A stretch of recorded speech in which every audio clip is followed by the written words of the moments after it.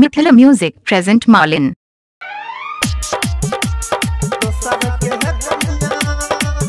अभी आप सुन रहे हैं तेनवाही से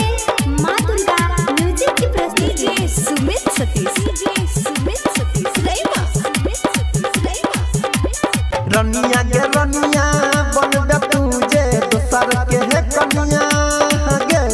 रनिया गे रनिया बनबे तुझे दोसर के है कनिया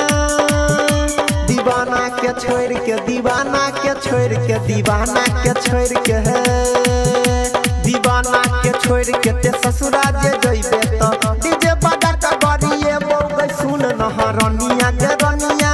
बनबे तुझे दोसर के है कनिया रनिया गे रनिया बनबे तुझे दोसर के है कनिया।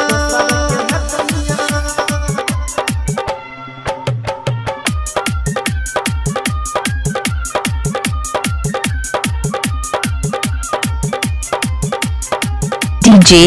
कमलेश मालिन।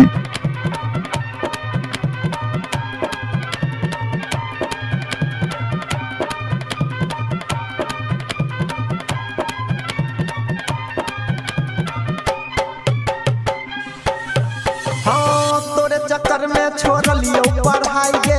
भगेलै साथी संगे खूब लड़ाई गे भगेलै साथी संगे खूब लड़ाई गे तोरे चक्कर में छोड़ लियो पढ़ाई गे भगेलै साथी संगे खूब लड़ाई गे एक बेर पैर तोड़ल को तोहर भाई गे सदर हॉस्पिटल में पड़ल कही दवाई गे सदर हॉस्पिटल में पड़ल कही दवाई गे तैयो मुँह मोड़ के तैयो मुँह मोड़ के तैयो मुँह मोड़ के डीजे कमलेश मोबाइल नंबर 7033701986।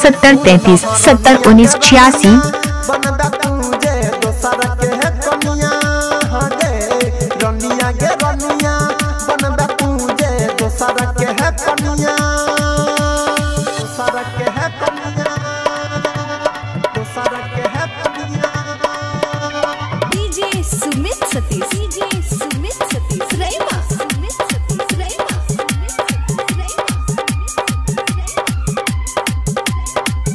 अभी आप सुन रहे हैं तेनवाही से माँ दुर्गा म्यूजिक की प्रस्तुति। राइटर कमलेश कल को बहुते बुराई गे तो यो पटा बैला हम के लिए उतराई गे तो पटा बैला हम के लिए उतराई है गई राइटर कमलेश कल को बहुते बुराई गे तो यो पटा बैला हम के लिए उतराई गे फोन करै छी त बात नहीं करै छै फोन उठा के अपना मम्मी के दै छै मिथिला मोबाइल मालिन डीजे कमलेश की प्रेस डोटी छोड़ के अनिल के छोड़ के अनिल के छोड़ के दीवाना के छोड़ के ते ससुरा जे जइबे तो डीजे बजा के बड़िए बोगे सुन न रनिया गे रनिया बनबे तुझे दोसर के है कनिया गे रनिया गे रनिया बनबे तुझे दोसर के है कनिया